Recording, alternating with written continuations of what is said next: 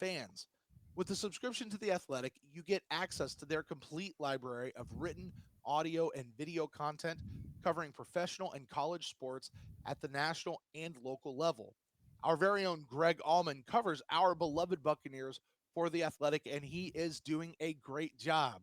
So not only will you get access to all of Greg's great content, but you're going to get access to national writers that you already know, like Jay Glazer and Michael Lombardi. What I like best is the fact that there's no pop-up ads, there's no clickbait, just great sports writing that's going to get you exclusive player profiles. It's going to dive deep into the analytics. You're going to get power rankings, fantasy sports insights, things like that you're never going to find anywhere else. So you're ready to get started? All right, here's the deal. To get 40% off, that's right, 40% off your yearly subscription, just go to theathletic.com/overtime. Touchdown Tampa Bay. You're listening to the Pewtercast.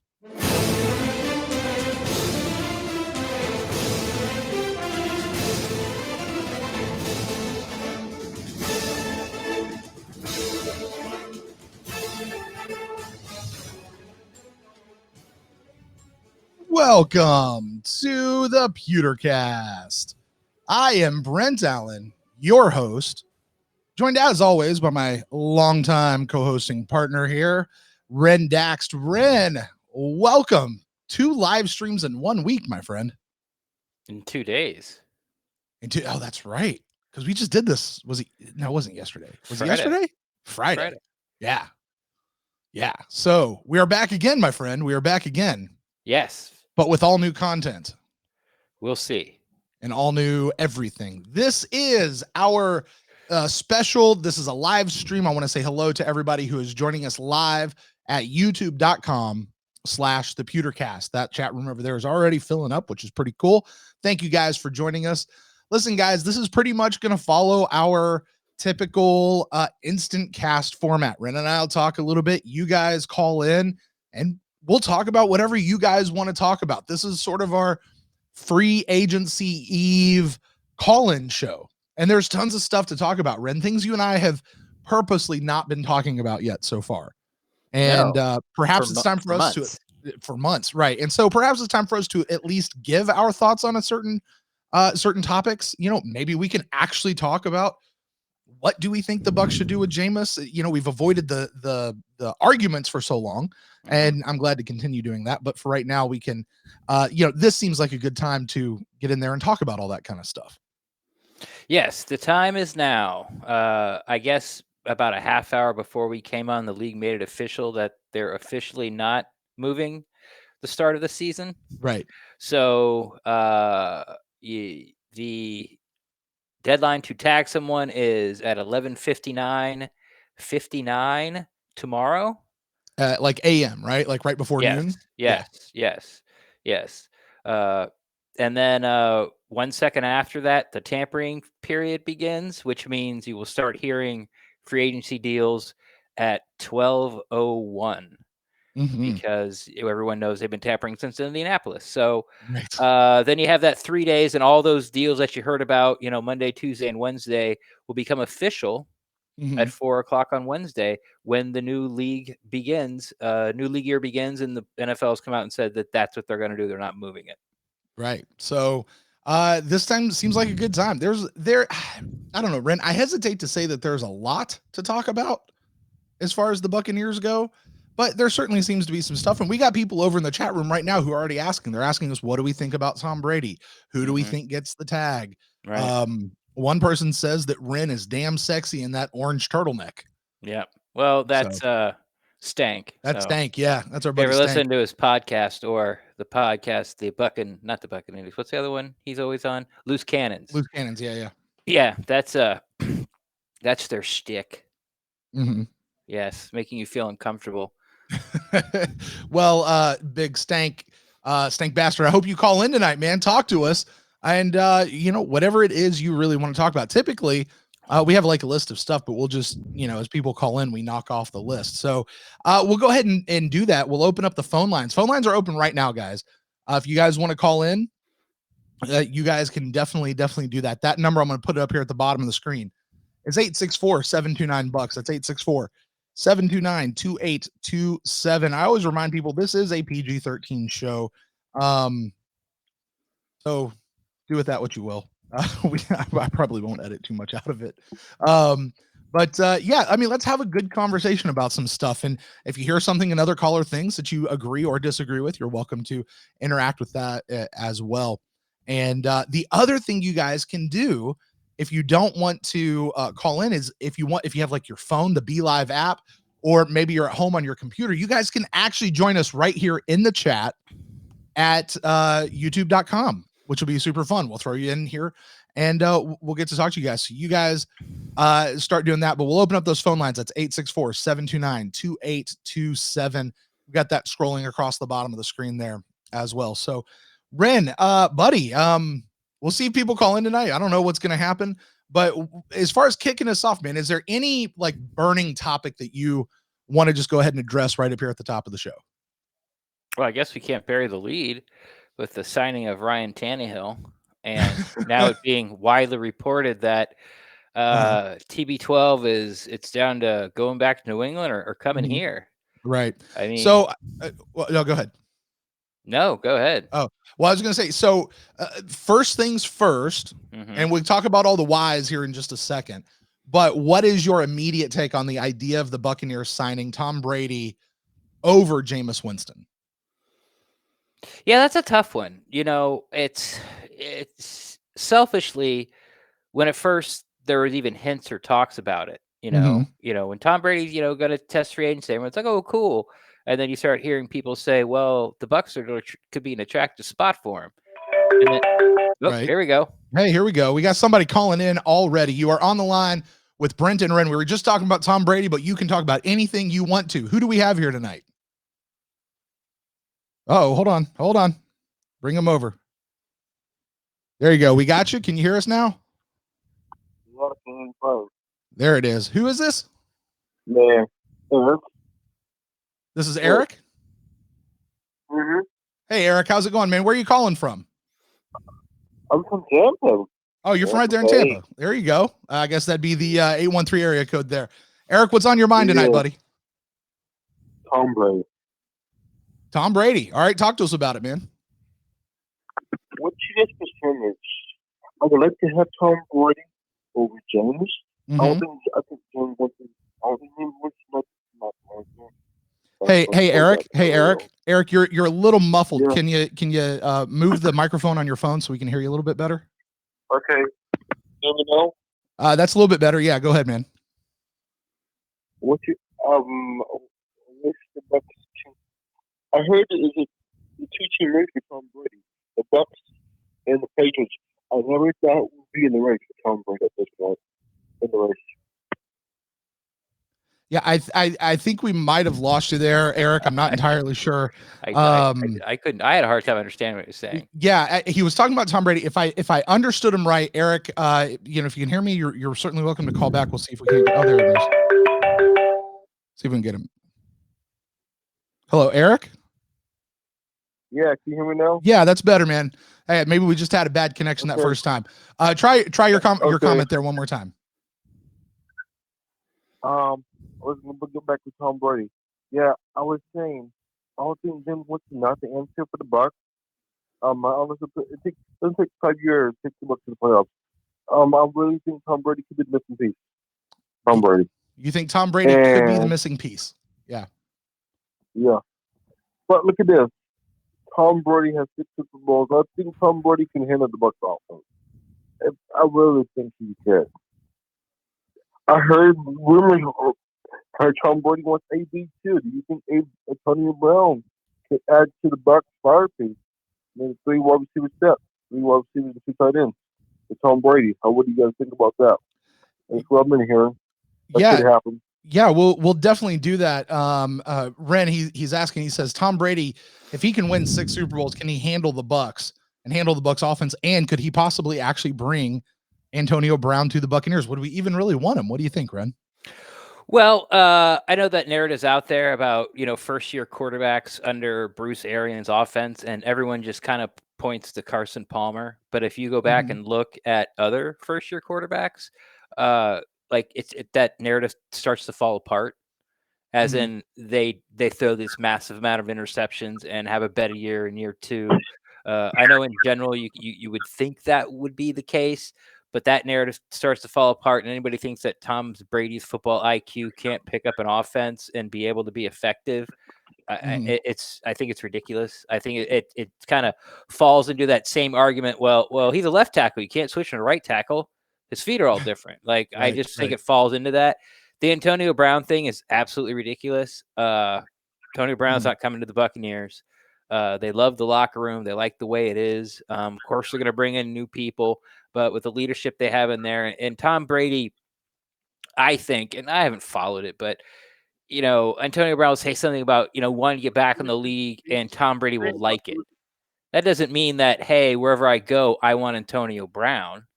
It's just one player that happened to be a teammate of his for a very short period of time is struggling and putting himself out there on social media. And Tom Brady's like, yeah, okay, I got your back. I understand. We're still friends. So, with Tom Brady, like all that discussion with picking the roster or with personnel moves, that's all overblown. He might have some input like, hey, we have these 2 wide receivers. One of them you have a history with. Can you tell us about him?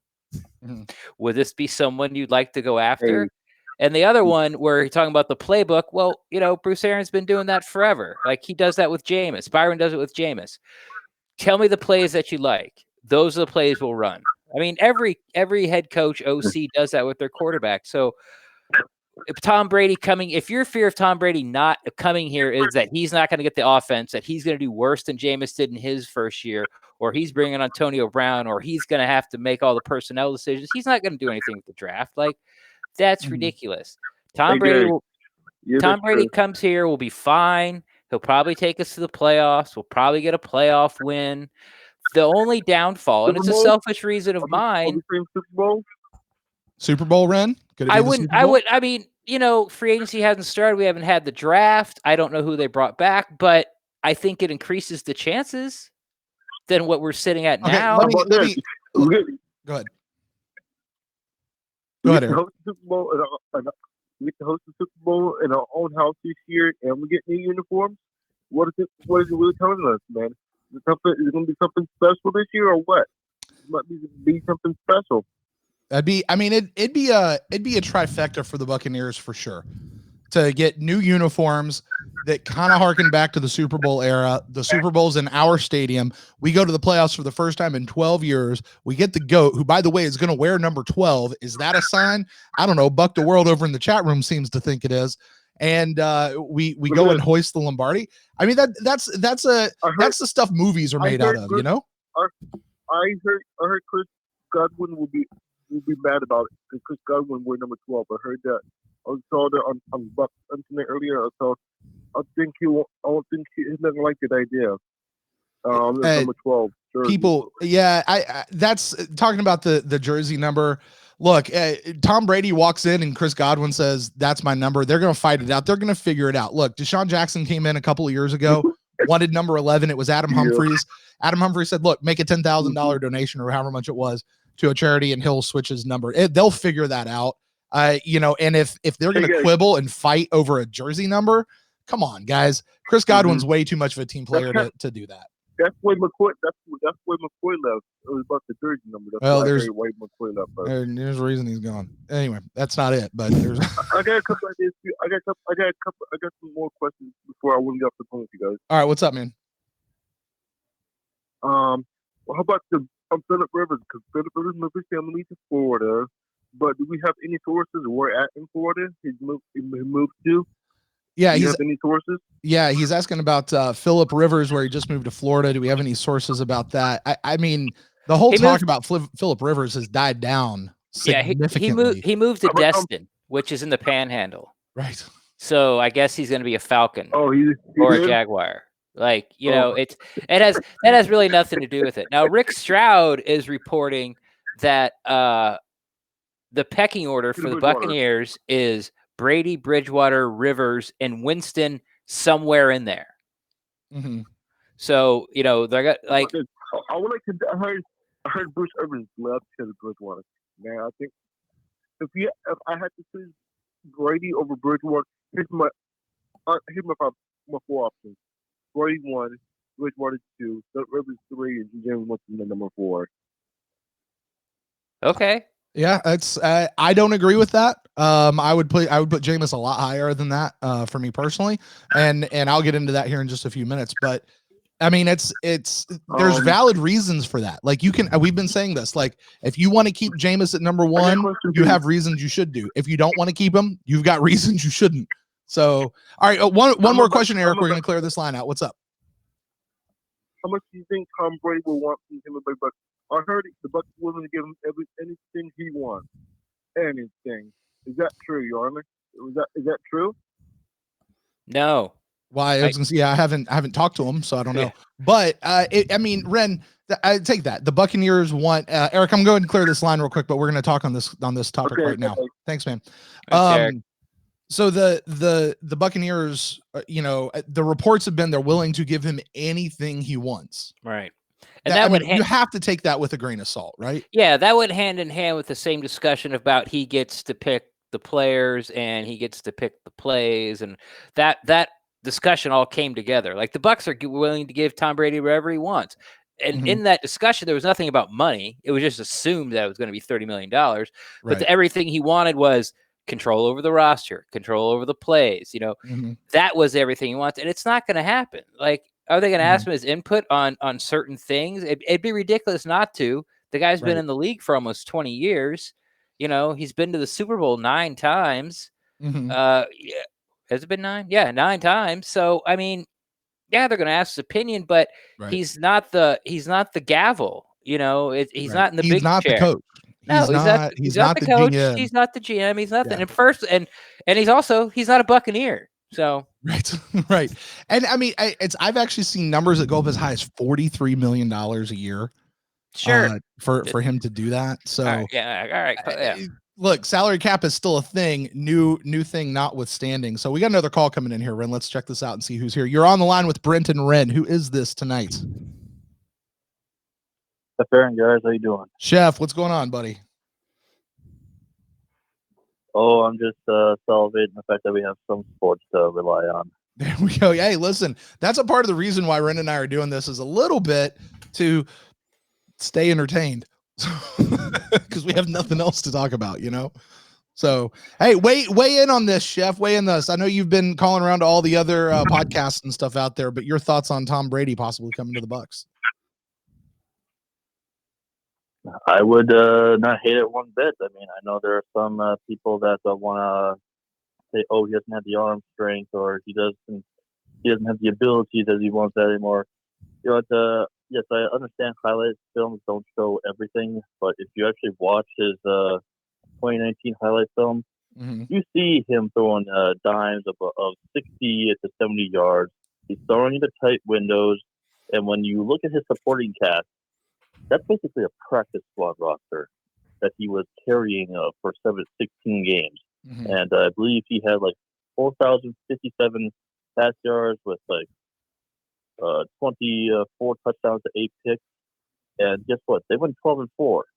So that goes a long way. And yes, he had a great defense the first half. It kind of dwindled down later in the half. But all I can say is just imagine if he has Evans, Godwin, Brate, even OJ, Rojo, all that stuff. Do people really think that? I mean, if people really think that Tom Brady would be horrific, then their bias is just really showing, and they need to stop drinking the Kool-Aid. Let me ask you, what do you think? And Ren, actually, I'll throw this one over to you first. Put yourself in Tom Brady's shoes for a minute. As a player, which team do you think looks more salad? Like, which team looks more attractive when you look at who you get to play with, the roster that's going to be there? What you could find. Is it staying up there in Patriots? Because I don't know their roster. I really don't. Like, would it be staying with the Patriots, you think, or do the Tampa Bay Buccaneers? Because I mean, we know we got a hell of a roster. The league knows that we have a hell of a roster, at least as far as wide receivers go. 2 of them made the damn Pro Bowl this past year. You know? Yeah, well, I guess offensively you could say that it's the Bucks because I mean they tried last year to get Tom Mhm. Brady weapons. You know, they went out Right. and got Sanu. They went out and got Antonio Brown.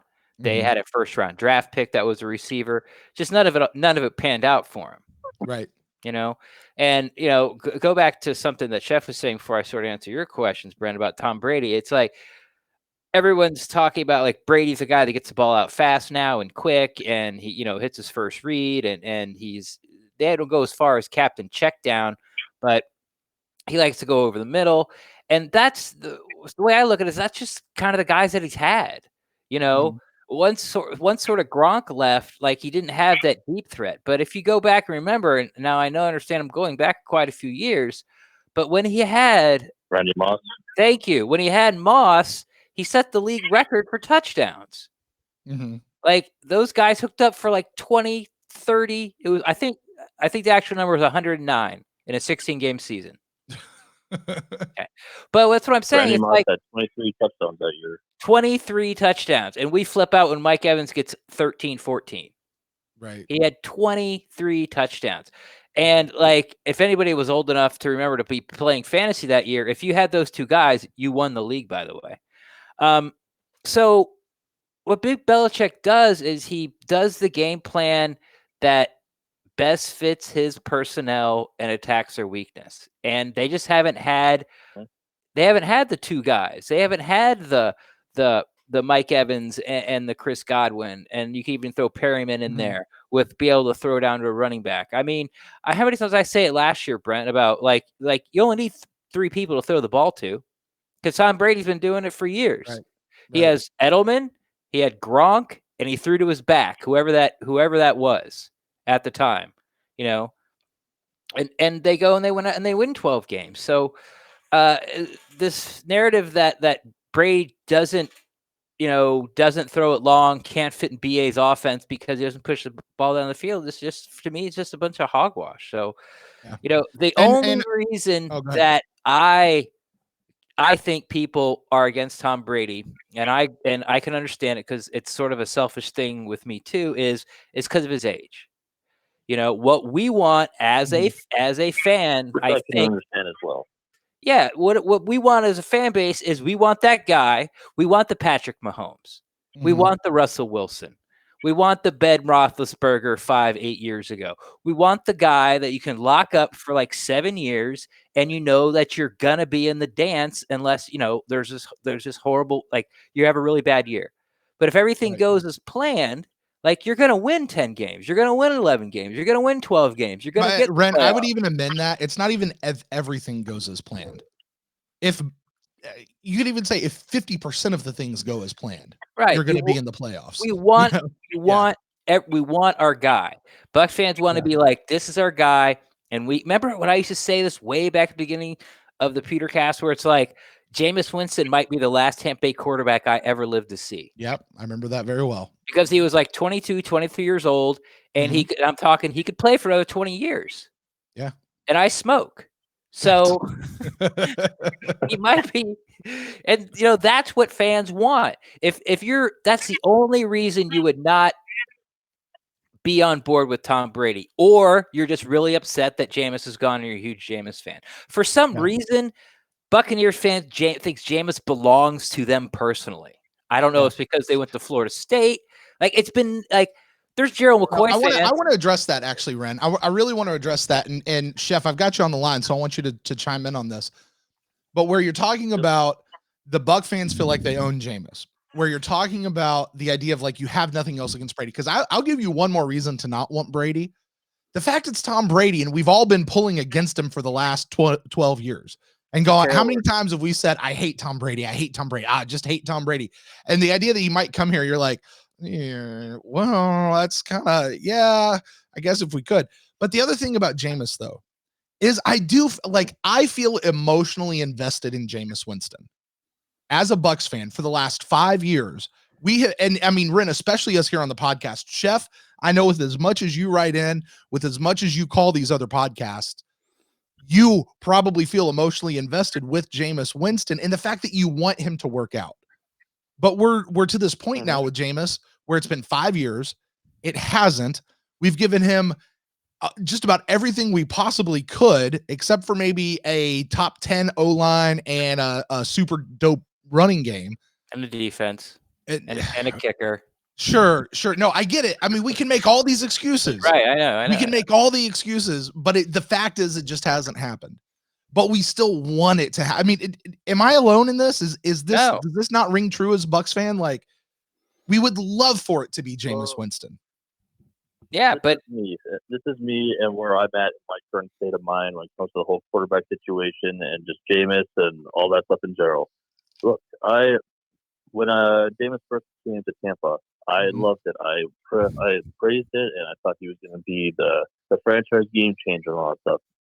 And I don't hate Jameis, which some people will think I do after this call. I don't hate him at all.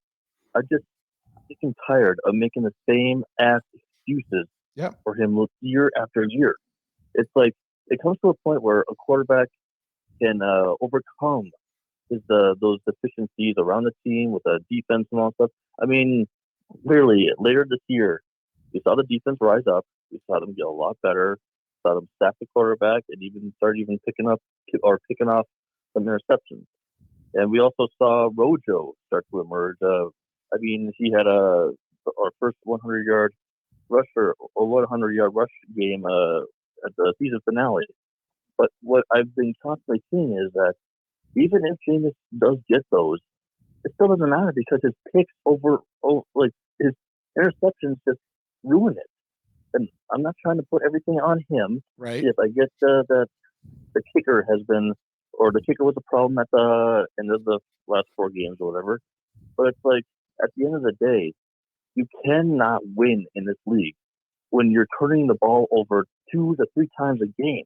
And I don't know what the stats generation things or whatever it is about, but Jameis literally has thrown 81 interceptions in 75 starts. That is not how you win in this league. Right. And I don't know if his interceptions will ever calm down. Obviously, he will not throw 30 interceptions like he did this year. But what's the ceiling? 12, 15 interceptions, and his high being 20 to 22. It's like you cannot win like that. Even Garoppolo, who was the quarterback, the quarterback in the playoffs, he had the most interceptions at 13. All other quarterbacks in the playoffs didn't have any, were higher to that. And is that true? Wow. I didn't know that. Yeah, I looked it up a little while ago. And it's like, I get that Bucs fans are scared of moving on from Jameis because of past history and all that stuff. But you know what? If you rely on that, then you're going to put yourself in even more harm's way because you're scared of an outcome that you don't even know about. And say Tom Brady, the GOAT, is available and all stuff. I mean, not only does he make us relevant, he will sell tickets. But the thing that I don't understand why people just cannot figure this out is that the offensive line is not going to be the same. And guess what? Tom Brady on that offensive line that people are saying New England was better, it actually wasn't. Because you know what? Tom Brady was actually sacked half the amount of times that Jameis was at 27 to Jameis 47. And it's like Tom Brady is the most cerebral quarterback the NFL probably has ever seen, and still has the quickest trigger. That's like he's not going to be standing in the pocket for 5 to 6 seconds. If he sees something, he'll locate it and he'll throw it in half a second or whatever it is. It's like people need to understand that Tom Brady did not have the requisite weapons last year to really succeed. Yes, they went 12-4, and Bill Belichick is obviously probably the greatest coach in NFL history. But when you actually look at the talent that Tom Brady had to work with, I don't even know if Jameis Winston could have succeeded with all that. And Jameis Winston has some of the best weapons in the NFL the last 5 years. Yeah, and I want to address the O-line. I want to address the O-line situation real quick because I know a lot of people in the chat room have said this. Ren, you and I both addressed this when we did our battle plan. I think we actually talked about it the other day. as well. If the Tampa Bay Buccaneers go out and lock up their quarterback, they lock up, and they will. They're going to lock up a quarterback. They're not going to go rookie. At least I very seriously doubt they will. Say they get a Tom Brady. They bring back their entire defense. Well, guess who they're drafting this year? They're drafting all these O-linemen who will be ready to start, or who are going to want to start. So, they're going to invest in that offensive line because that's it, the offensive line run game, because that's about it as far as like glaring holes, right? So at least that's my interpretation of it. They go settle these guys in free agency. We'll take care of that side over there. Who knows how the draft is going to fall out, but that's that's just my piece on the O-line. So Chef, man, you got anything else before I let you go tonight, buddy?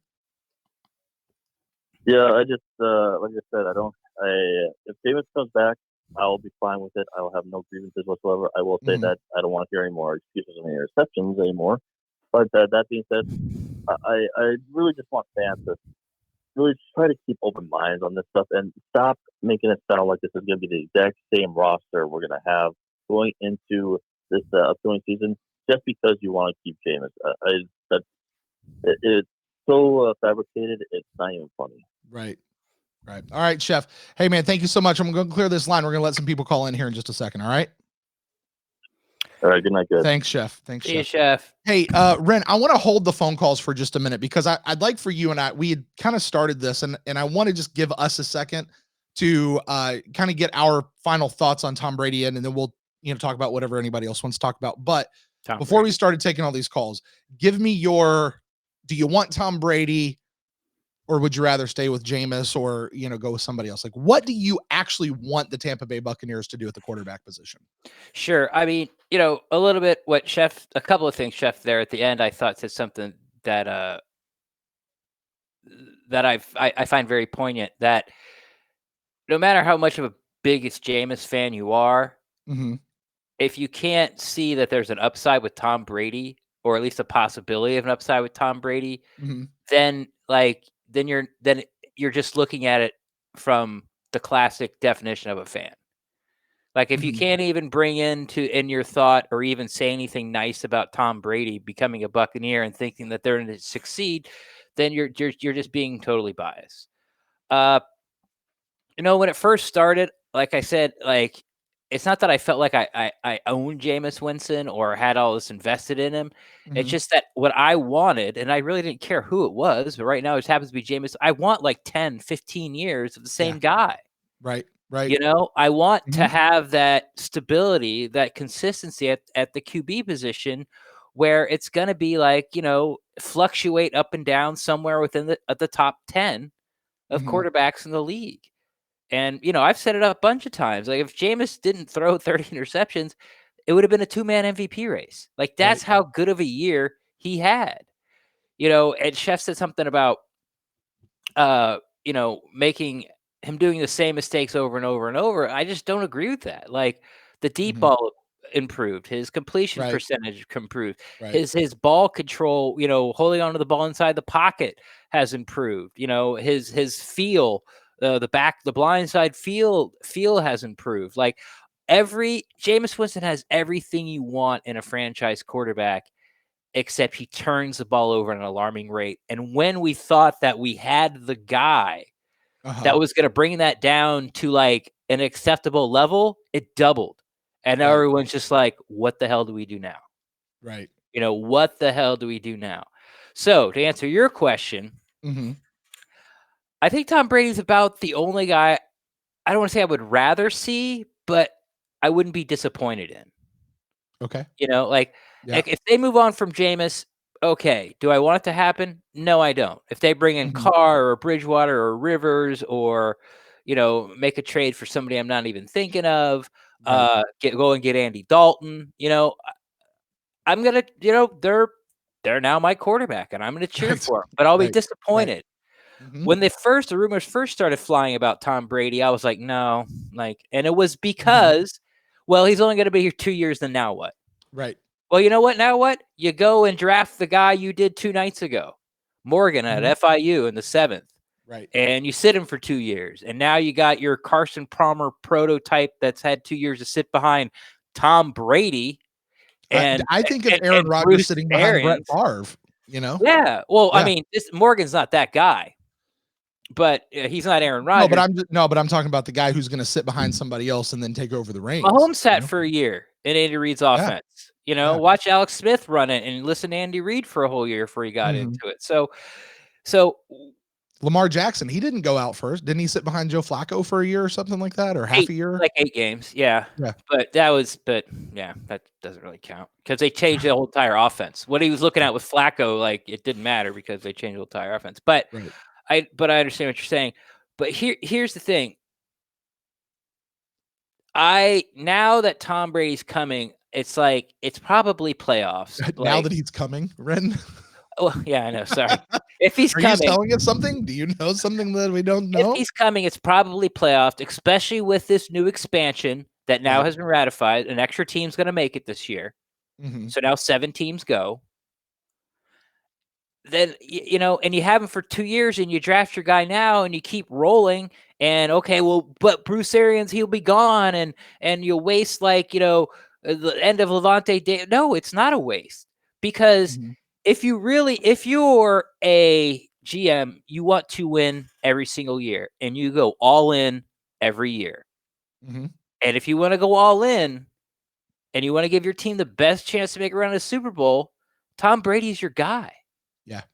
He's probably the only one where I wouldn't be like, man, I really wish I'd rather have Jameis than Andy Dalton, Derek Carr, Teddy Bridgewater, because I really would.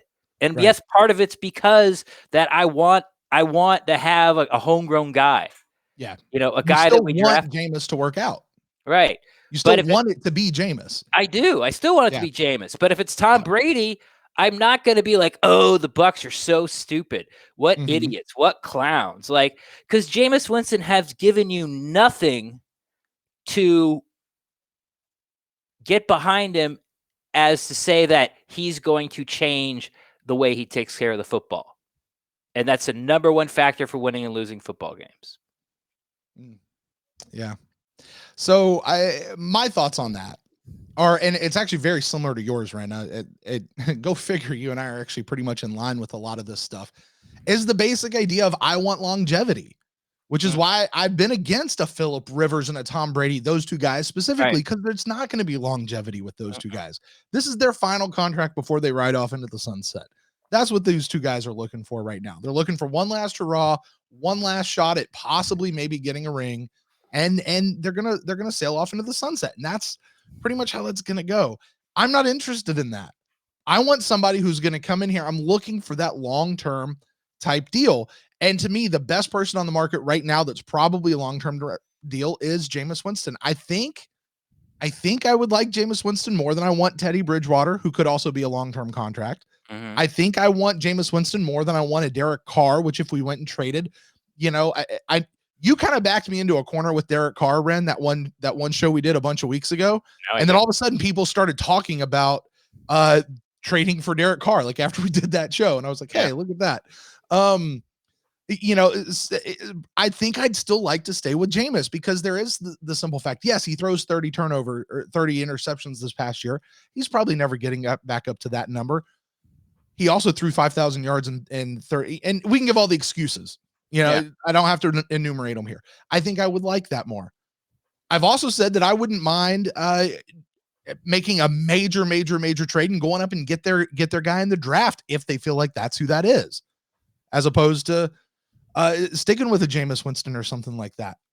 Short of that, you know, I think I've been saying I tend to want to stay with Jameis. I think the caveat I find myself in now is, now that I've had time to think about it and digest it over the past couple of months, is with the roster that we have right now, the defense that finally looks like it's showing up, which we could talk about. Remember last time we had a defense that showed up late in the season and then we retained everything and then it came back out the next season and nothing really happened. Yeah, but that was, we were that's winning a off. different situation. It's a different situation because we were winning off timely turnovers. Mm-hmm. It really wasn't the defense was stopping any. They weren't number one against the rush. Mm-hmm. You know, they were. It was timely turnovers. Right. That lasted for like 5 weeks. Right. So assuming the defense comes back and picks up where they left off this time, unlike it happened in 2016, 2017, assuming that that you know, our star players continue to play like stars, and you know, let's say they even upgrade the offensive line 50% of what it's been.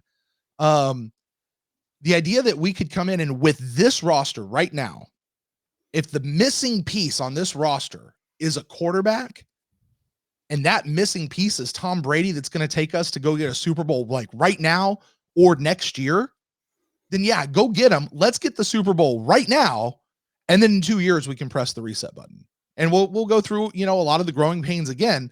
But if we can do it right now, because I don't want to waste Mike Evans anymore. I don't want to waste Ali Marpet anymore. I don't want to waste Devin White's career or Levante David's career. It's not that I'm worried about them as people in their careers. I'm just saying they're good ass players and we've got them on this team.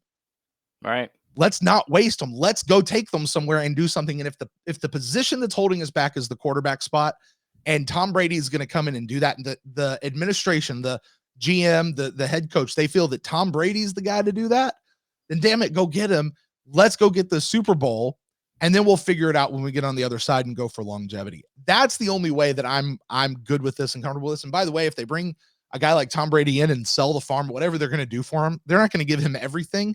And I'm with you, Ren. I don't think they're going to give him roster control or they're not $53 million for 1 year or whatever. That's absurd and ridiculous.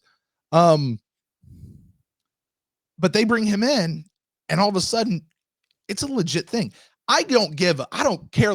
I could care less about the idea that the Glazers will sell more tickets to the games, other than the fact it just fills up the stadium with our fans. Hopefully our fans.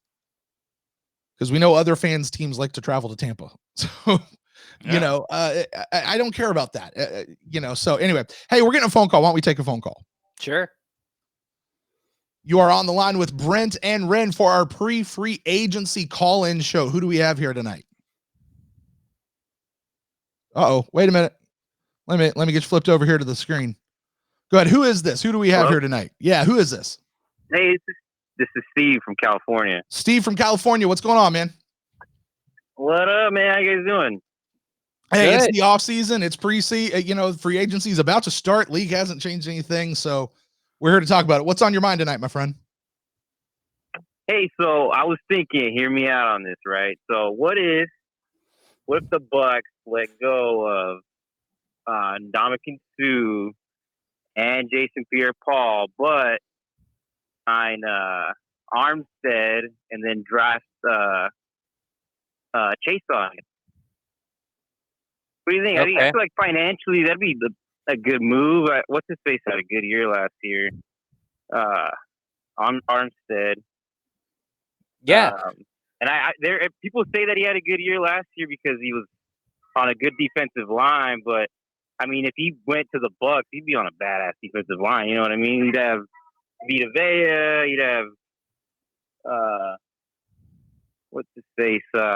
Golson, Shaq, Nassib. What's his name? Shaq Barrett would come back on the franchise tag.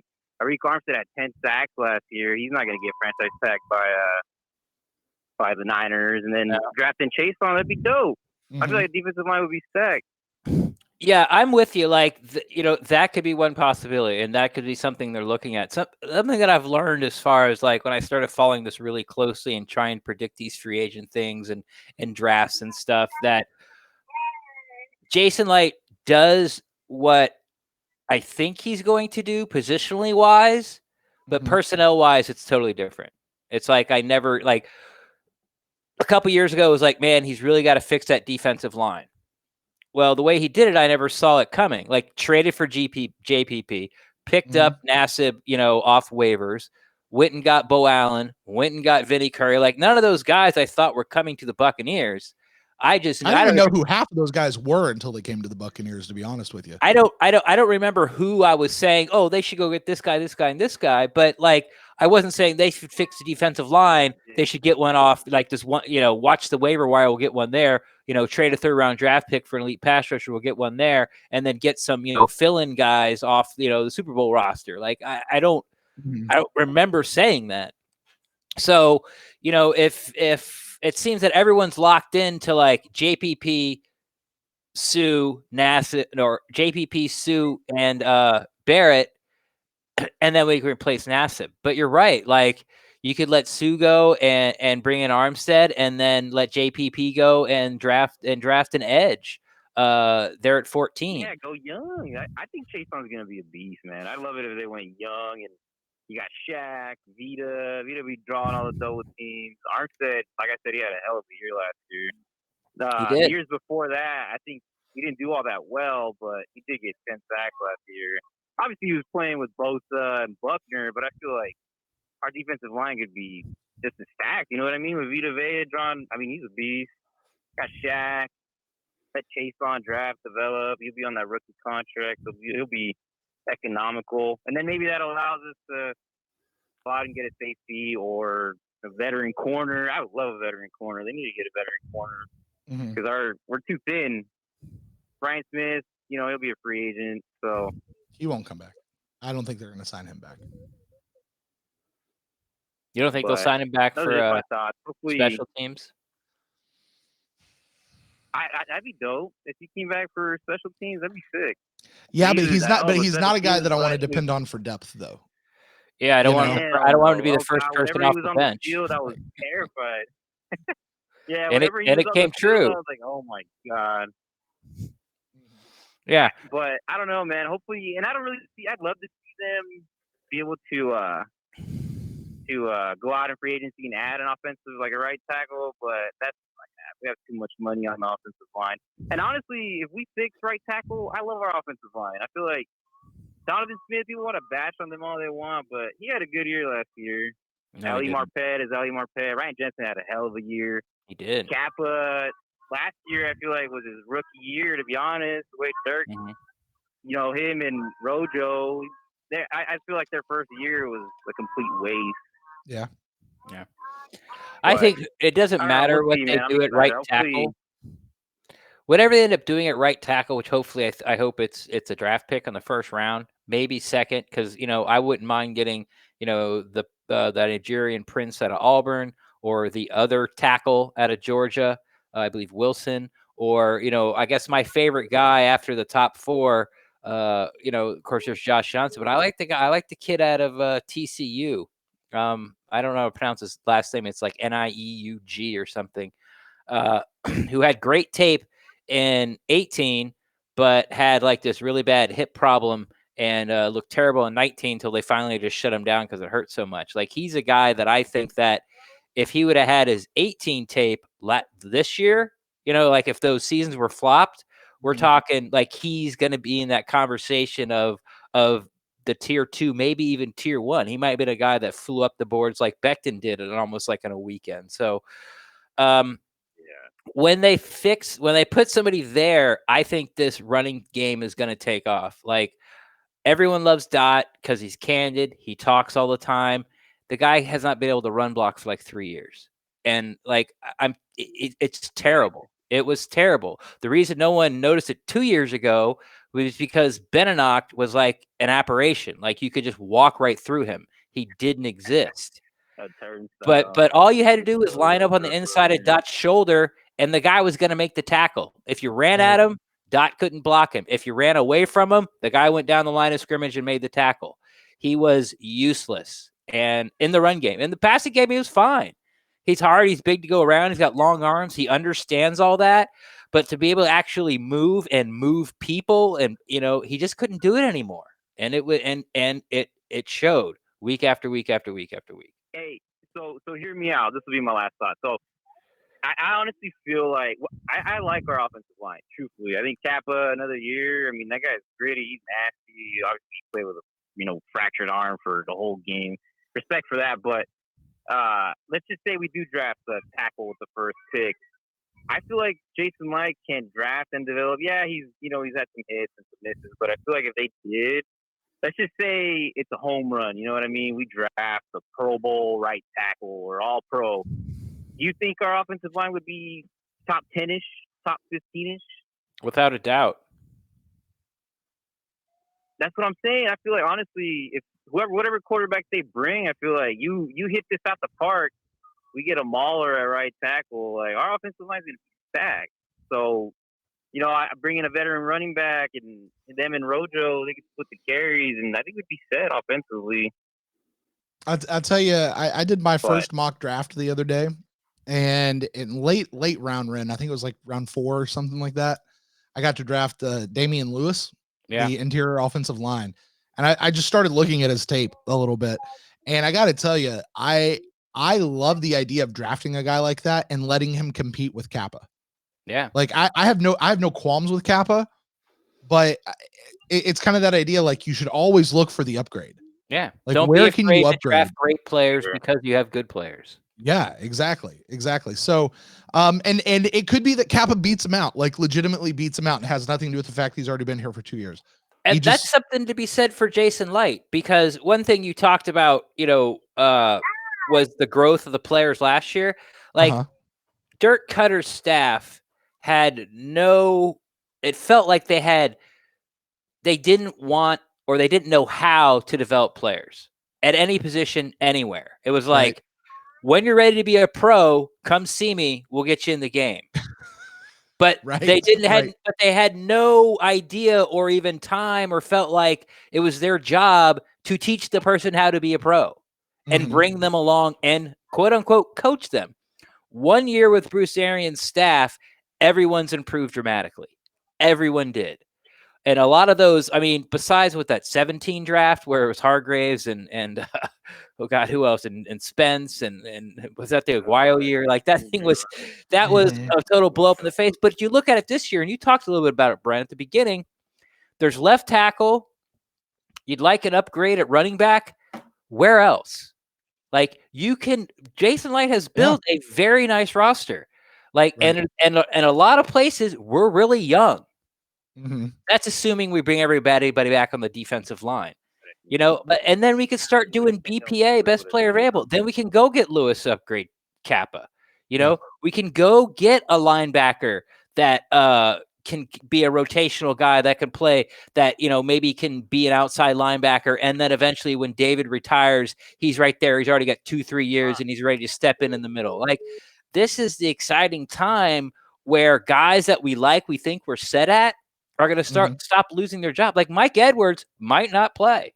We've already seen MJ Stewart go from, like, if Bruce Arians wasn't the head coach last year, MJ Stewart would be playing somewhere, like starting somewhere on that defense. He would be. I agree. Bruce Arians like, nope, you're not good enough. And who wouldn't have like seen the light of day? Be a guy like Jamel Dean. Which I mean, for whatever reason, Jamel Dean hasn't really worked himself into a full-time role yet. It doesn't seem like, or even a majority time role. Right. But every time we saw him step on the field, good things happened. And I kind of fell in love with that kid. But no, I agree. Our last caller, and I think it was Steve from California. He dropped out on us. So, hey, listen, guys, phone line's open. You all want to call in?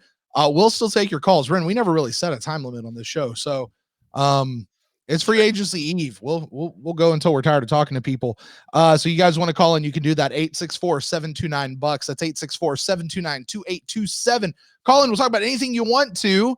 You can ask us any questions you want to, sort of an AMA meets instant cast type of show. So you guys go ahead and do that. We're in a couple of things that I keep seeing in the chat room as we go through. Well, never mind.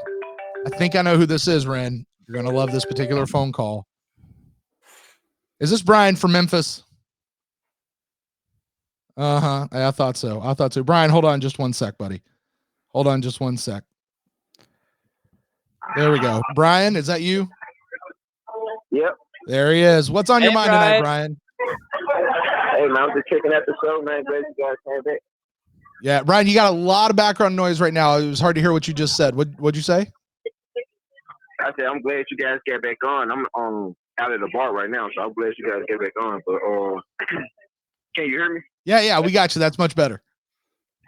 Okay, but yeah, man, I was just speaking on the free agency thing and everything, and you know how I felt. Like I tell you, man, I've been telling you guys for like about 3 years about Jameis, man, and I hate it came to this crossroad, but you know how I feel. I feel he definitely should move on, just for the simple fact I think he's out of time.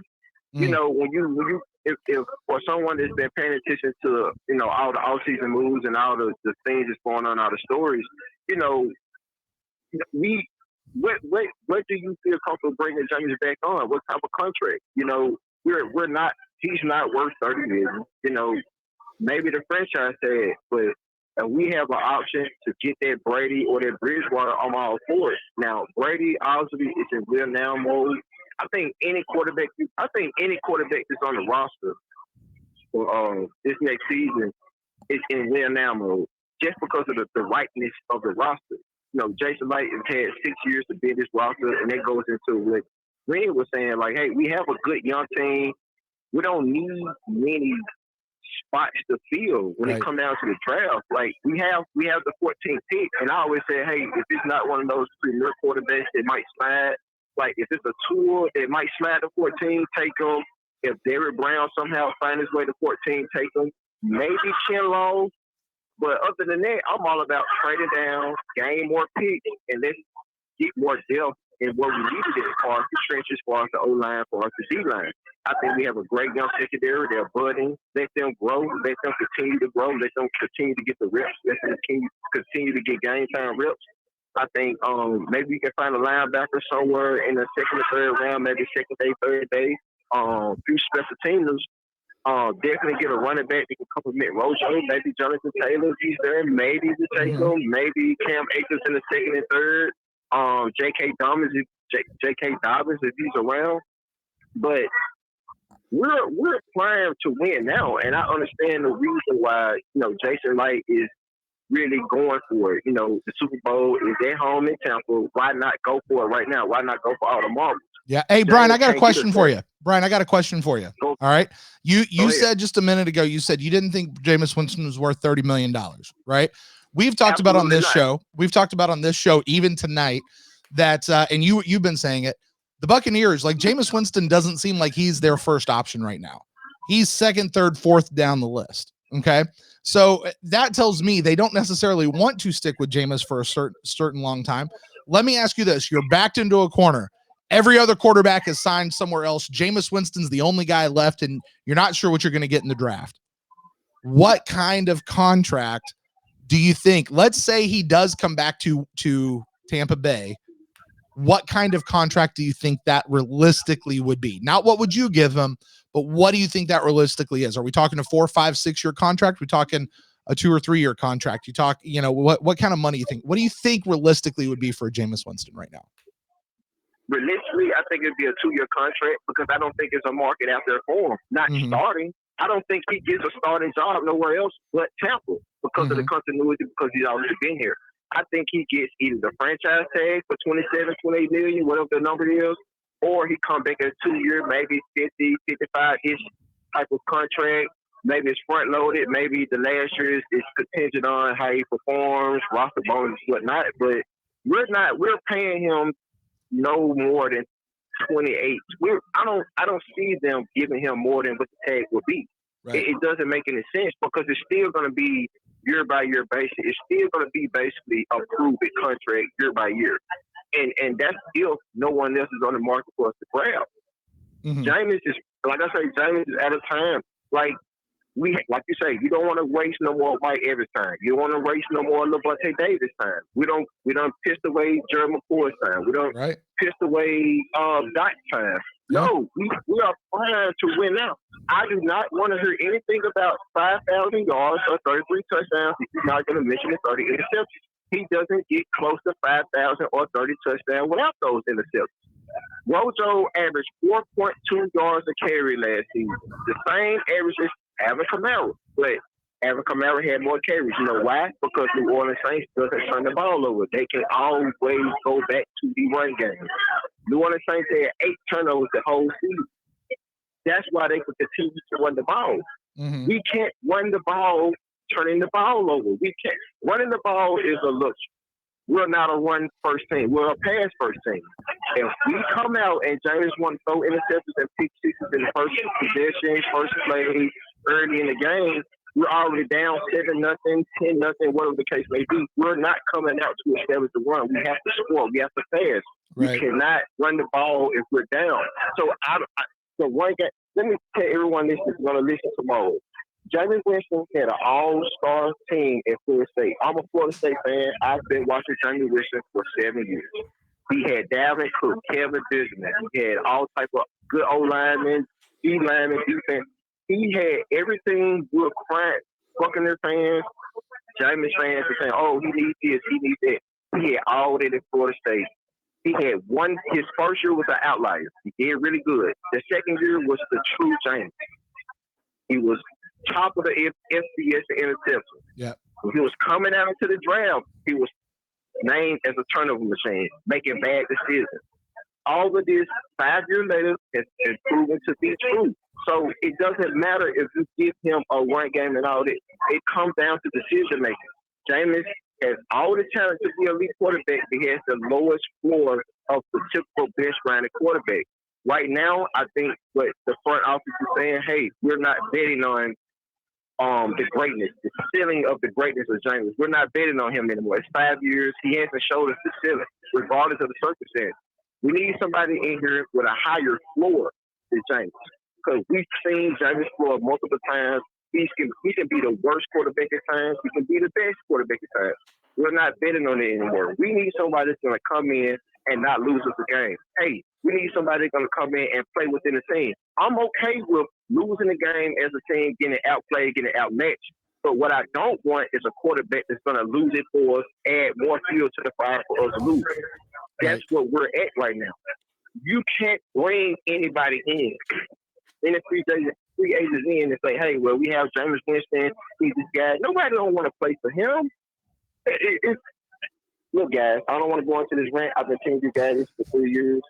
My free agency draft type of battle plan, I never made one for officially up, but I just say, hey, man, we watch how the chips fall with free agency. Look at all the other teams where they're letting it go. We got older guys like Cameron Wade. I don't think we bring him in, but we got guys, teams are starting to shed players. Yeah. They're giving us options to bring in big players maybe in the trenches. I really love Conklin from the Titans. I'm in Tennessee. I really love Conklin. If we can bring them in for the right price and get them to show up their right tackle spot. But we're talking about drafting the right tackle. You don't draft a right tackle first round in 14 if he's not going to eventually be the left tackle. That's for Jonathan Smith replacement maybe the next year after his contract goes. You don't draft a right tackle you don't draft a first round right tackle. You draft any tackle first round, he's going to be your left tackle at some point. So what do we do with Jonathan? I think Jonathan Smith was solid last year. So I think keep him, build on him. Marquette was good. Jensen was good. Kappa sucks. Scott, he's older, so it's easy to nitpick on him, but I think he's serviceable. I think you bring him back for 1 year. You draft a tackle, or you can bring a tackle in and let him kind of mold him, coach him up. You have an option there. But I'm not sold on this, we didn't have a running game. No, we didn't have a running game because we couldn't run the ball. We're not a run-first team, first off. We can't run the ball because we turn the ball over too much. I don't want to hear nothing about 5,000 first return touchdowns because of the amount of turnovers. Hey, Brian, I got one question for you. I'm gonna cut you off here. I got one question for you though, and then I'm gonna actually let you go. Okay. If we get rid of Jameis Winston, are you gonna have anything else to call and talk to us about for the next bunch of years? Absolutely. Like, I'm not one of these guys. I'm not one of these guys that harp on Jameis. It's just as a Florida State fan, as a Buccaneers fan, I've been seeing what everywhere else was kind of, not trying to see. And Brian, you guys know Brian, it, you harp on Jameis, brother. You harp on Jameis a lot. You know that. Come on now. No, I give what's deserved. Yeah. You know, like I'm speaking from a Florida State fan that saw what was coming, that saw the issues this last year at Florida State. Mm-hmm. And nobody never wanted, and people were giving me a hard time, like, give him time. No, it's not about time. It's decision making. He has a decision making problem. It's not about personnel. It's not about run game. It's not about O-line. It's not about defense. I don't care. Like, you got teams out here that had worse defenses, worse run games, but that quarterback that throws 30 interceptions, they don't have notorious quarterbacks that turn the ball over. So I don't want to hear that. Like, no, you can have a bad team. It all comes down to decision making. And Jameis has proven in 5 years that he's not. I want to say he's not going to get better. That he's proven who he is. He's proven what everyone said coming into the draft is who he is. Now, what do we do? Yeah. I'm all for Brady. Let's get Brady. Let's bring some leadership in. Let's bring winning leadership in. Let's show everybody that, hey, we can win. Brady's going to fill those fans, put people in those seats. Free agents going to look at it. Oh, Tom Brady going to the Buccaneers. Oh, they really have a chance. Let me look at the Buccaneers. We might see some more free agents. Free agents come in and take a less of a contract to come play with us for an actual shot to win. I think it's a domino effect. If Brady do come, I think we have a shot. But say if we do have to fall back against it, it's a tag. So even with that, I don't think we tag him because I'm all for tagging Shaq. Now I know Shaq. Going to another subject. I know you want to. Brian. You're kind of moving in through a couple of different topics. So I'm gonna go ahead and cut you off because I know a couple of people want to call in here. But we're gonna have more of these shows throughout the summer. Call us back and we'll talk to you some more then. Okay, buddy? Go ahead. All right, man. Hey, have a great rest of the night. Be safe, okay, man? There you go, Brian. Woo! Brian can talk, brother. Brian needs his own podcast. Let him get some of that out, man. Let him get it out. I love when Brian calls in though. He's always fun. So yeah, Brian's great. The end. No, I worry about him, man. What's he going to talk about when Jameis goes away? No, and you know, I can't remember everything he said, but the good thing about Brian is like you really don't have anything to argue with him about. Like, you know, he understands the Buccaneers, he understands it works, he understands the players, and he's got his opinions, and he's spot on most of the time.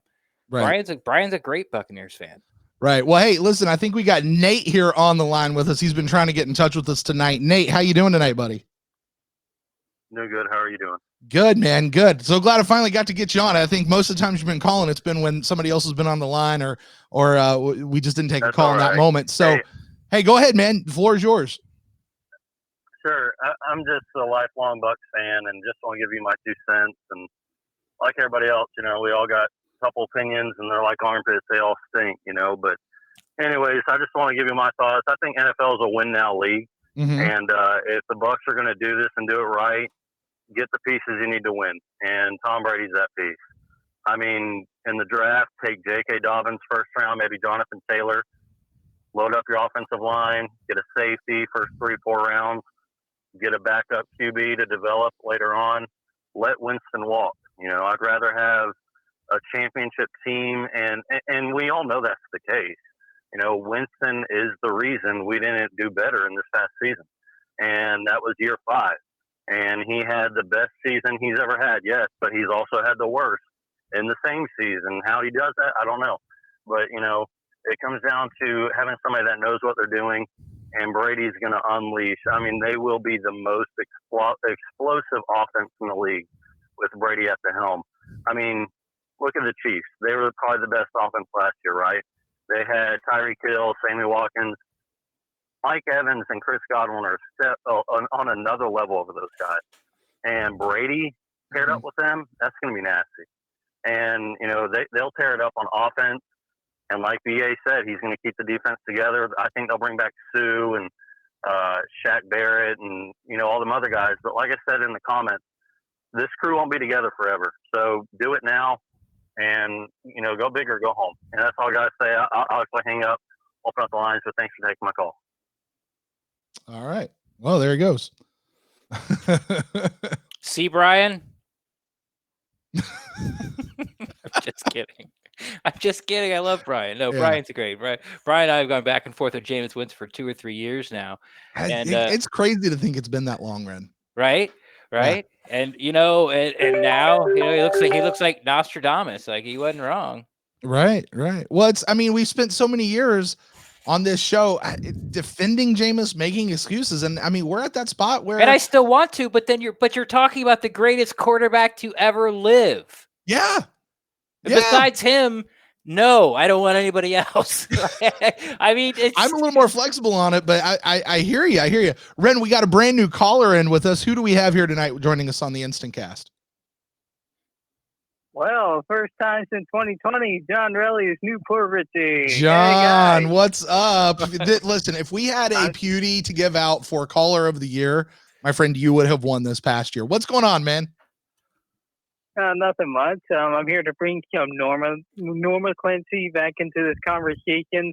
I'm more of like a middle ground type of guy. Okay. You know, I don't hate Tom Brady, but I do like Winston.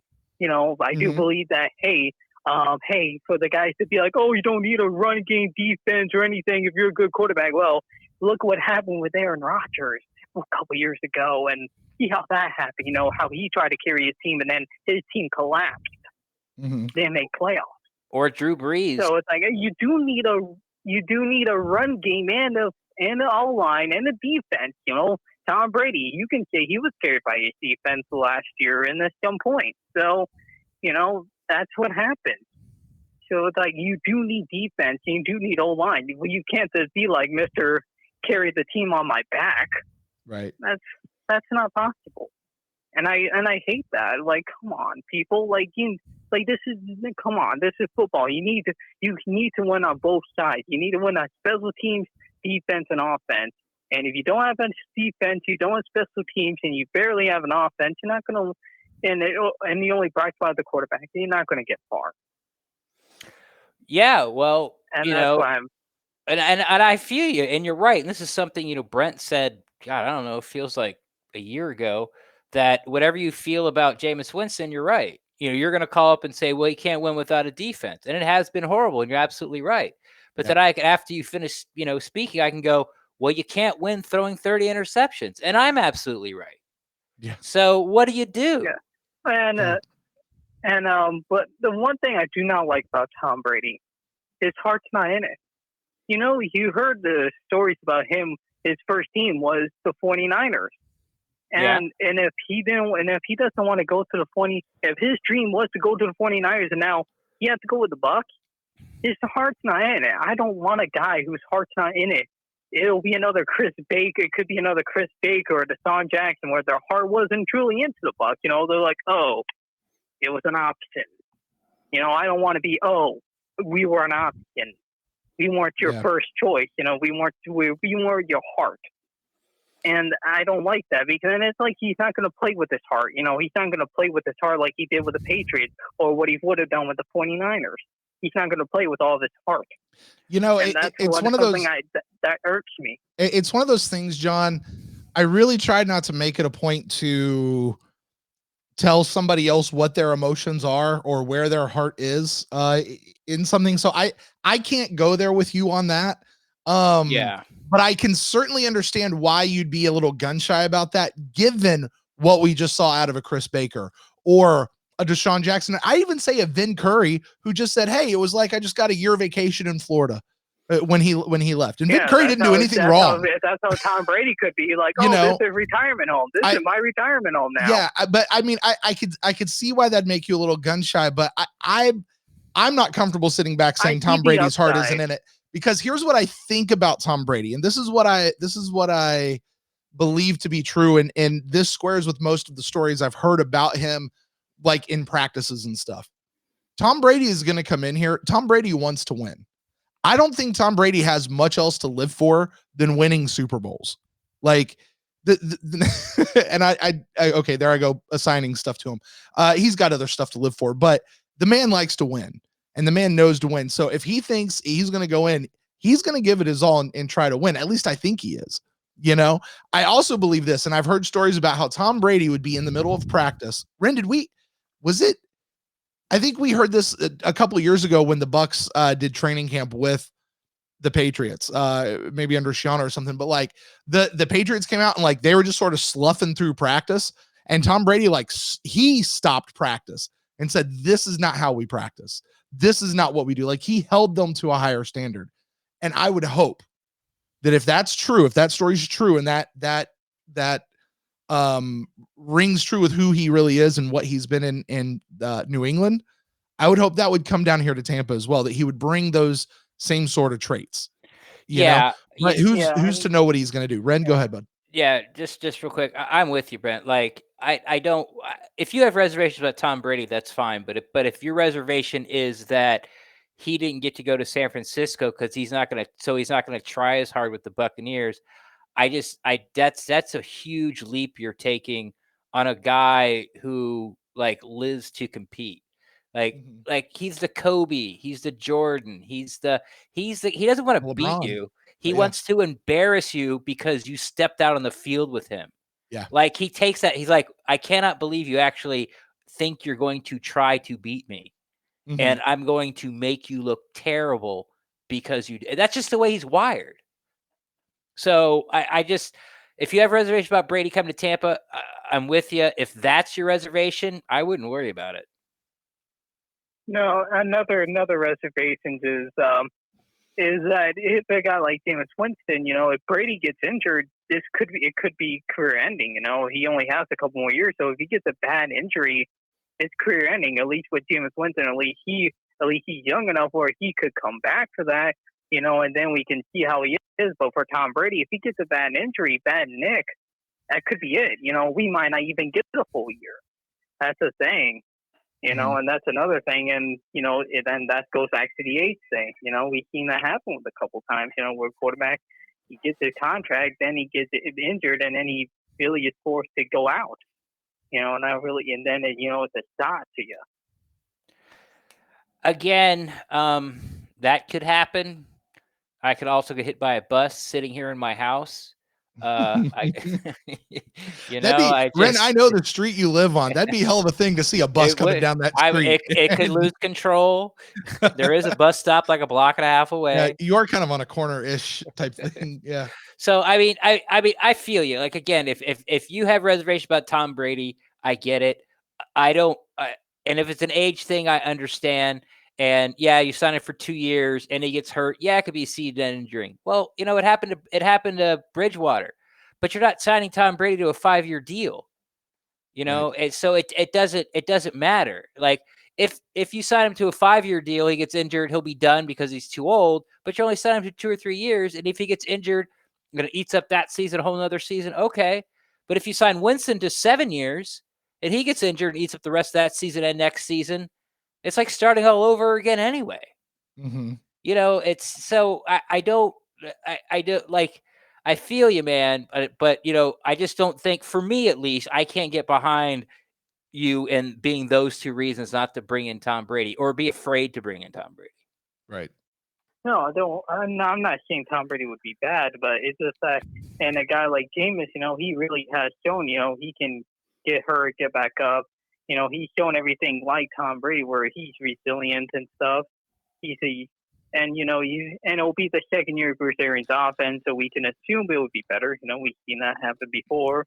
Yes, you could say with Tom Brady too that Bruce Arians' first year, it could be a little iffy here and there because could be a new system, but he could succeed with the wide receiver core.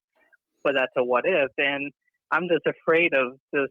Jameis Winston, we've seen this happen before, where it's like a guy moves on, and he goes to another team, and he's amazing for the other team. We've seen it with Ryan Tannehill, where he moved on from the Dolphins, he goes to the Titans, and he does well. And what happens then? Then it's like, then we go back to what is, where it's like if Jameis Winston goes to this team and he does amazing, then and we do this and we don't succeed, then we look like suckers.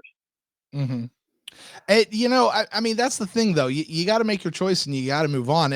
I hear what you're saying. I really do.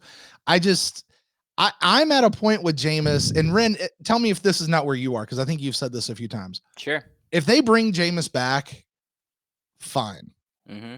If they move on and they go get somebody else, I really understand. And I get it. And I can't say that they're wrong for doing that either. No. And, I don't know. And thus this is where we are as a fandom. And it almost seems like this is where they are as a franchise as well, so we're not in there. John, you got anything else before I let you go for tonight, man? Oh yeah. With the organization, if they bring in Tom Brady, I'll support no matter what. I'm not a guy who's going to jump ship just because we changed Jameis Winston. I'm not going to do that. I'm going to support whatever decision they make. Yeah. And I'm hoping that we do re-sign our defensive line. We haven't heard any news on that, so I'm a little scared of that because we've been silent. Yeah. Like, we've been silent. Yeah, I mean, Cook talked about that to us the other day. Oh, we haven't released that. If you guys saw the live stream, you've already heard Cook's interview. We'll release our interview that we had with Mark Cook from Pewter Report, but he was talking to us about the idea that things have been incredibly quiet at $1 this offseason. Eerie, like it's scary. Like intentionally quiet. Like they've got like a cloak over that place right now. And I don't know what's happening with the rest of the league with the CBA up in the air and now it's settled. and with everything else. I haven't heard a ton of Well, other stuff happening around the league, to think- be honest with you. I But think I think franchising Shaq will probably happen. I think that's a guaranteed now. did you say It's franchise guaranteed. Shaq? Is that what you said? Yeah, I think Yeah. it's guaranteed at this point. We'll see. We'll see. I mean, they've got, from when we're recording this right now, they've got about 13 and a half hours to either land a deal or So franchise them. 11:59. So. That's when the tag has to be. They have to announce. They have to put Yeah. it in at 11:59 a.m. And hopefully somebody calls it in, because you guys remember that deal? Who was it? Was it the Browns? Like they had a deal set to get some like big name quarterback or something, and they forgot to call it into the league office. It was a line. I think it was a linebacker. Yeah, a linebacker. It was some big name guy. Yeah, that was a couple years. They just forgot to call. Somebody from the organization didn't call it into the office, and they didn't get to do it. So, John, man, thank you so much for your call. Stay with us throughout the summer. Yeah. We're going to be doing this for the rest of the off season here and there. Yeah. And no matter what the organization does, I'll support them no matter what they There you go. contend. So there you go. Bucks. Go Bucks. You know, Ren, that's something that I do keep hearing from so many people around the fandom. And I see this out on social media. We've had 2 or 3 people say it here on tonight's show. And I love this, at least this part of our fandom, of saying, regardless of what the Buccaneers do, right, whether they bring in Jameis, bring in Tom Brady, bring in Bridgewater, somebody else, we're going to cheer and pull for the Buccaneers. And we're going to get behind them. And I do love that. I respect that. I want to talk about something other than Jameis Winston for a few minutes. I don't think it's allowed. Well, too bad. John actually just brought it up there for a minute. I want to talk about Shaq Barrett and this franchise tag. And I'll say my bit, and then I'll let you go on with it. With Shaq Barrett, I've said this out on social media, and I'm going to say it here. And I want to explain what I mean when I say this. I have no doubt, and I fully bet that Shaq Barrett is going to get the franchise tag before 12 o'clock tomorrow. I just do. I think he's going to get the tag. I do not, however, think that he's going to play under the tag. And people go, well, he said he would play under the tag. Guys, remember, the franchise tag is not about locking in a guy for a year. If you have to, if it comes to that, push comes to shove, it does that, and he's guaranteed a pretty good check, at least for the 1 year. What I think is going to happen, though, is I don't think they're going to come to an agreement with Shaq before tomorrow at noon. I think they'll franchise tag him, and all that's going to do is it's going to extend their exclusive negotiating period with Shaq, and sometime before the start of the season, they will replace that franchise tag contract with a new long-term deal. And that's my prediction of what is actually going to happen with Shaq Barrett. I think they're going to get a deal done. It's going to be a longer-term deal. He's not going to play under the tag, but if he does get tagged, and I just put this out there because I hear so many people saying, oh, tag Shaq, let him play under the tag, let him play under the tag, let him play under the tag. Just because he gets tagged does not mean he's playing under the tag. And I just want to throw that out there and clarify that. But that's my thoughts on Shaq Barrett. Obviously, he's coming back one way or the other. But Ren, I'll toss it over to you for whatever you want to say on that. I agree. All right, moving on. Anything else? I mean, that's it. I mean, they've been working on a deal, and they're not going to get it done. They're not. The report, by the way, the report is, was it Pewter Report? I want to say it was Pewter Report, said they are working right now trying to get a deal done with Shaq before the 12 o'clock deadline tomorrow.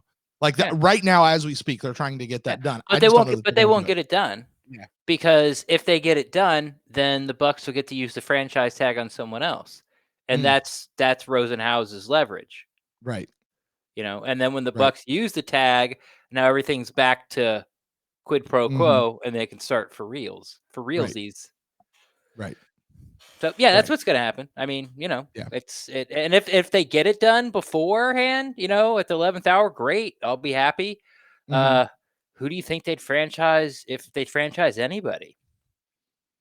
I'm going through my head in the free agent list. But you got to remember what the tag is. I mean, it's been reported many times that they do not want to give Jameis $27 million. Right. Like they don't want to tag him. And they're going to roll the dice on the fact he's not going to get an offer somewhere else. Right. You know what they could do? It sounds like they're rolling the dice and bringing in Tom Brady. Well, but what they could do with him, though, is instead of using the franchise tag, they could use the transition tag. No, yes, you could. You can't do both under the new CBA that just got signed like this morning. You can't do both. You can do one or the other, but the transition tag would be less. However, if another team offers him something, the Bucks have a chance to match that first. Is my understanding of how the transition tag works. Right. And it's then kind of like it puts you back in the not the exclusive rights free agent. What's the other one? non-exclusive rights. Well, maybe it is the exclusive rights for it, but it's the don't one where but if they can- someone signs with another team, doesn't that team get 2 first-round picks? Is that what it is? I think so. You might be right. It's some sort of big compensation. So I could possibly see the Bucks doing that with Jameis as opposed to a franchise tag. But I don't, and they can rescind their franchise tag like between now and the start of season or something like that, can't they? If they Pull sign that a off. deal. If they haven't signed it, that's right. If they haven't signed it, Yeah, so if they haven't signed it. I I don't know, but all these questions are going to be answered, like you said, in like 13 hours. Right. At least start to be answered. Right. Because So deals are going to come out right at noon. yeah, they are. So there's the tag for Shaq. Everybody's refreshing Twitter. People are asking in the chat. I saw this a little earlier. Ren, I know you're a big jersey guy. How do you feel about the jersey leak that's come out here recently? I know you've seen it. I've seen it, but I haven't looked at them really. No? Like I'm one of those people. I'm waiting for the reveal. Okay. I just Right. I think they're going to be fine, and I'm not going to put all my eggs in the basket. Like, oh, here they are. Because what if that's not what they are? Right. Well, hey, listen, we got a phone call. Let's see who is calling in tonight. You're on the line with Brent and Ren. Turn us down in the background and let us know who we're talking to. Yeah, this is Eric again from earlier. I got a question about the tag, and then the tag thing is talking about. Bucks could tag Barrett for two. Bucks could tag Barrett for 2 first-round picks. I could easily see that happen. We could do that with Barrett. We could get 2 first-round picks. Oh, use the transition tag on Barrett and grab the 2 first-round picks if somebody signs them, as opposed to using a franchise tag. That's an interesting thought. I could see that happening. The only thing about that is that if they do that, they still risk losing Shaq. And I mean, for Bruce Arians has been real wishy-washy on Jameis Winston. He's not been wishy-washy on Shaq. Shaq's coming back. They got to re-sign their defensive line. That's been the thing. We've heard Bruce Arians enough now. We know when Bruce Arians says something, that's what he means. And when he's really wishy-washy on it, good luck with that one ever coming to fruition, So it's an interesting thought, but I don't think that's what they do. I got one question for you. What's the chances of Jameis Winston coming back? And what's the chances of Tom Brady coming to the Bucks?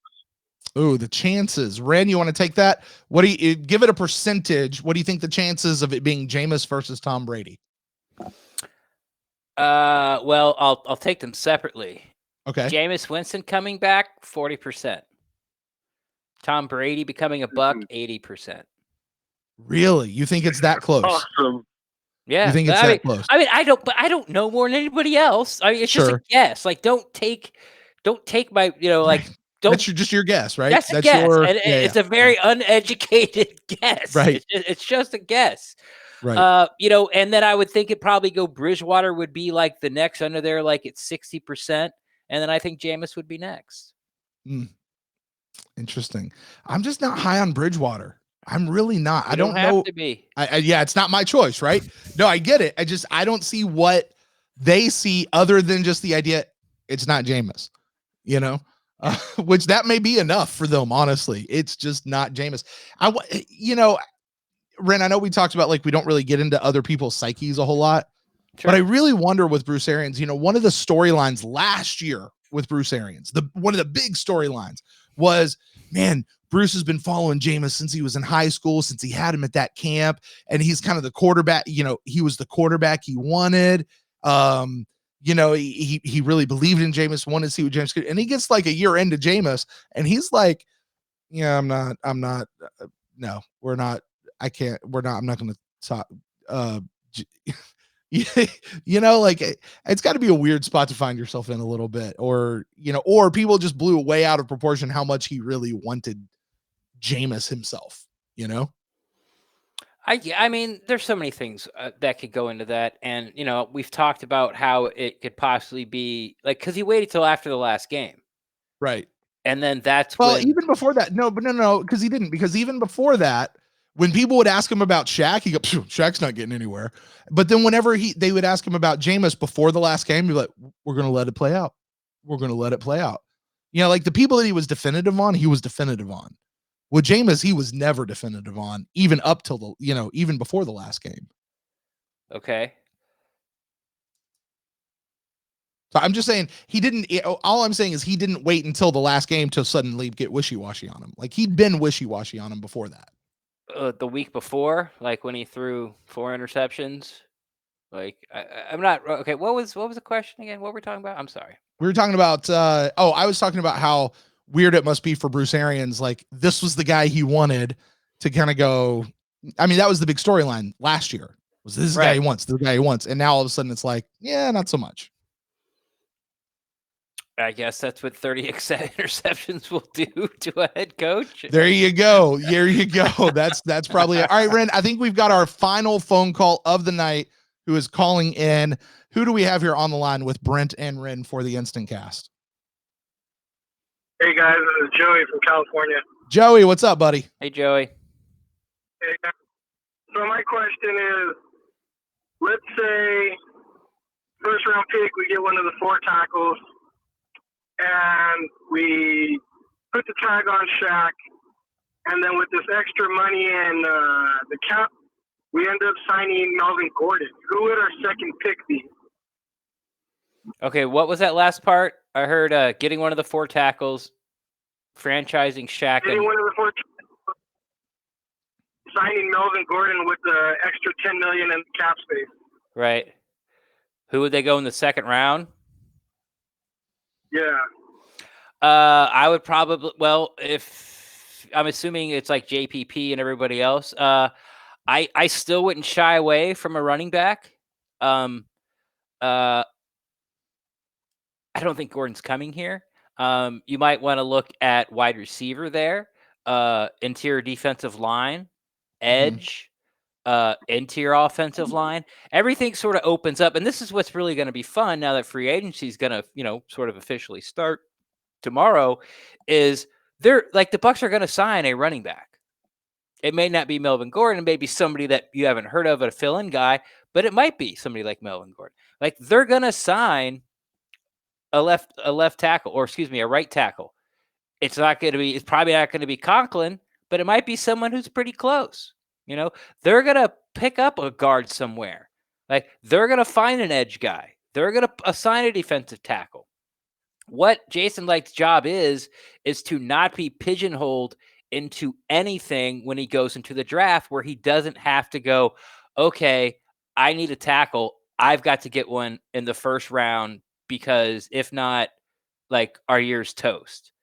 So it could be really anywhere. And this is kind of what I was talking about earlier, how really what a nice job Jason Licht has done with this roster, because if, like you said, they get a tackle and we have Melvin Gordon, well, what else do we need?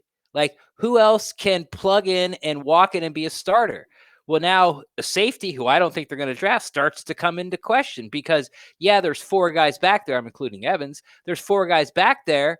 But if you find a better one and bump somebody down the line, a corner, somebody like Bryce Hall out of Virginia, like, get in there and fight for competition. You need depth there. A defensive tackle that could beat, like a second-round defensive tackle. Don't tell me you can't find a second-round defensive tackle that can not outplay Will Golston. Right. Like, so everything's on the board, or take your future quarterback. Say they do have Tom Brady, or it's Jameis Winston, you still got to groom somebody. It might be Eason, could be Fromm, could be Hurts. Like all those guys will be there in the second round. So it could go anywhere. And that's what makes it, that's what you want as a football fan, because that means your GM's doing their job. Yeah, I like the drafts and the free agency pickups that Jason's done, except like you guys said earlier, the Vernon, Roberto, Noah Spence draft. So I really hope that this year with that extra compensatory pick, we get those needs. And hopefully we do get Tom Brady and can move on from this whole Jameis every game holding our breath in the fourth quarter, hoping he's going to win it and then losing it. And yeah, I'm just ready for this season to get started so we can get over this period we're all hating. Yeah, I feel you on that, man. I mean, this is the off season though, every year, right? Like, Yeah. we gotta, somebody attacks the media. Yeah, right. I mean, it's Yeah. we got to get some stuff washed out around, and that's losing. We need to get a winning season, and I remember that year, it was under Dirk Cutter. The Buccaneers won the quote unquote meaningless game there at the very end, against the Saints or something like that, and it was still a losing record. And they're like, well, but it tastes a whole lot better going in the offseason with a win than it does with a loss, or something like that. And I'm like, I'm looking at it now going, I don't care what those are. Like, it wasn't a winning season. Yeah. We need the winning. I don't need a winning game at the end. Sure would have been nice to have Quentin Nelson. Oh my God. Seriously. Was that the draft? Yeah. Yeah. I mean, nothing against Vita Vea, but man, we could have had Quentin Nelson. Oh, all right. All right, Joey. Hey man, you got anything else for us here before we let you go?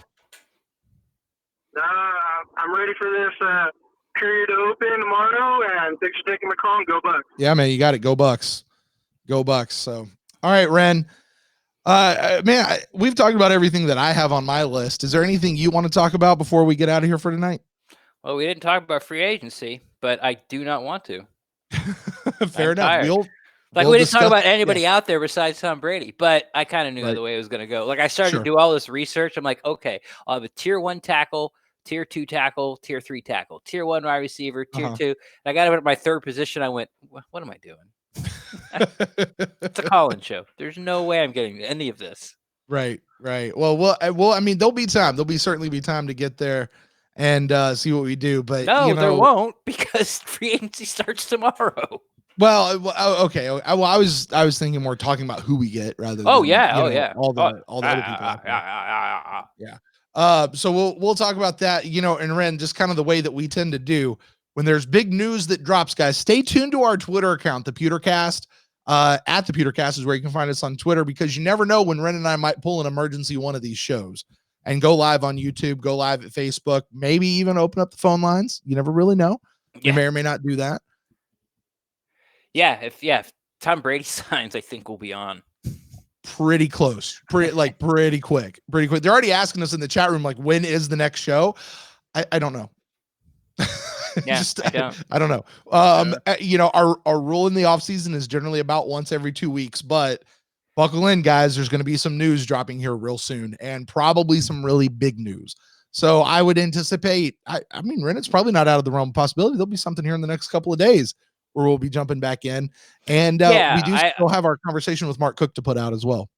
Yeah, so you will be getting the Cook interview, and that's where we sort of talked about, we talked more about sort of like the role in the media and how it's a really strange dynamic with Buccaneers fans and beat reporters because of social media. And, them constantly being called out that they're liars. They don't know what they're talking about. You're just guessing.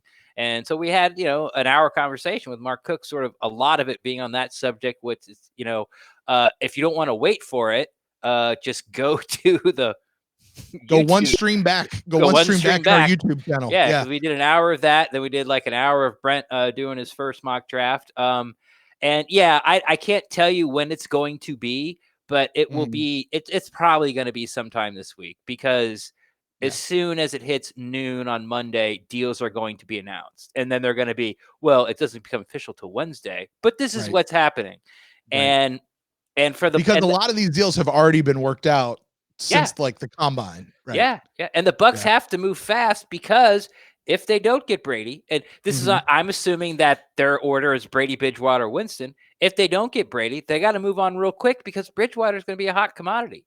Yeah. This is a really strange year, and a lot of people have said it, and we haven't said it on this show yet, but there are more quarterbacks out there with like that you want than there are jobs. And it's the first time I can ever remember. Like Mike Glennon just got God, 3-4 years ago, it was something stupid, 56 million. $19 million.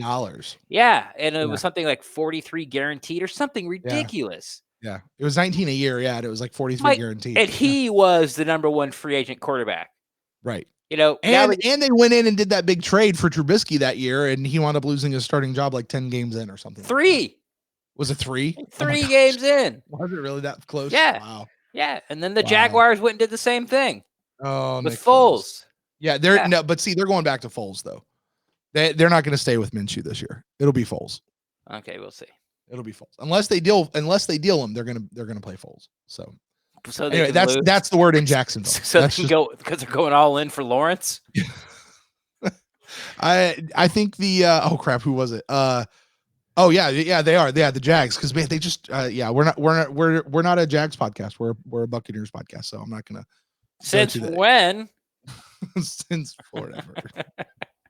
Anyway, to answer your question in a very long about way, I would not be surprised, from hearing from us sometime this week, with brand new content, excluding the Mark Cook interview that's not out yet, but will be very shortly. And once again, like Brent said, just go back one stream if you want to hear it now. Ren, I'm just saying, last year I recorded some content and held on to it for a really long time. Eventually it got out there, but it took the death of the person whose content that was. And I don't mean that to be a joke. I just mean that to be a joke on Mark more. But hey, listen, if you guys haven't listened to that, I just want to say this because I see where all the things are. If you haven't listened to our episode that's a tribute to Casey Reynolds, guys, go back and do that. Because that was really just a cool interview that I got to have with Casey. And you did a really good job on that one. Thank you. I very much appreciate that. And way better than you do with Brian. Well, Casey breathed. Yeah. Oh, well, like what are you gonna do? But anyway, you guys make sure you go listen to that. And hey, listen, I'll repeat it here. Bears repeating. Any ad revenues or anything we get from that particular episode, we're gonna divert all of those into a charity, and I'll be working with his family to figure out which one's the best one. It's probably either be Make-A-Wish or one of the Hodgkin's lymphoma charities that are out there. So you guys make sure you do that as well. And hey, listen, we got lots of stuff coming out, lots of stuff going on. So Ren, man, I will leave it over to you at this point. Why don't you tell the folks out there where they can get in touch with you about anything that we've talked about today on the internet? Sure. If anybody in chat knows Wash personally, tell him I miss him. You can find me on Twitter at Rendax, REN_DAXT. I'm always down to talk Buccaneers football. And now Jameis Winston's back on the table. There you go. And if you guys want to get in touch with me, you can find me at Brent Allen Live across all the social medias. The show is on Twitter at The Pewtercast. We're over at Facebook.com/The Pewtercast. You can subscribe to us right here on YouTube. Click subscribe, click the bell icon to be notified when we go live. YouTube.com/The Pewtercast. And you can always email us to thepewtercast@gmail.com. And we'll take care of those emails on an upcoming show at some point, or just privately. Until then, guys, go Bucks. Someone just asked if we're on Pinterest. Like, what? Pinterest. What? Come on, Tempe.